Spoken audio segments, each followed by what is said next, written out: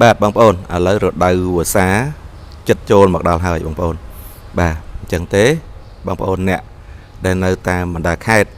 បាទជាពិសេសអ្នកដែលផ្លូវលំបាកបាទអាចជ្រើសរើសយកប្រភេទ pick up របស់ជប៉ុនថ្មីខ្លាញ់ Koizu នេះបាន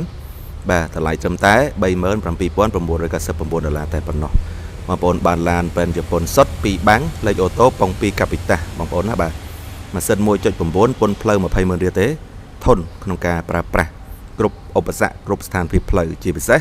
ផ្លូវដែលលិចទឹកអីហ្នឹងបាទគឺដឹងតែត្រូវតែម្ដងហើយសម្រាប់បងប្អូនដែលចូលចិត្តវិស័យ off road បាទបោះតង់បាទអញ្ជើញ pick up នេះបានបងប្អូនតម្លៃល្អហើយធន់ហើយ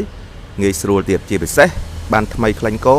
ដែលមានការធានាពីក្រុមហ៊ុនរយៈពេល3ឆ្នាំឬ 10,000 គីឡូដូចជា free ដូរប្រេងម៉ាស៊ីនចំនួន3ដងផងដែរបងប្អូនចាប់អារម្មណ៍តាក់ទងមកសាខាអូតូខេត្តសៀមរាបឥឡូវបានស្តុកមានស្រាប់បងប្អូនណាបាទយើងមានទាំងពណ៌សហើយនិងពណ៌ស៊ីម៉ង់តាក់ទងមកសាខាអូតូឥឡូវបានទិញដាច់ក៏បានមានឡានចាស់មកដោះដូរក៏បានឬក៏បង់រំលោះបានគ្រប់ខេត្តផងដែរអរគុណ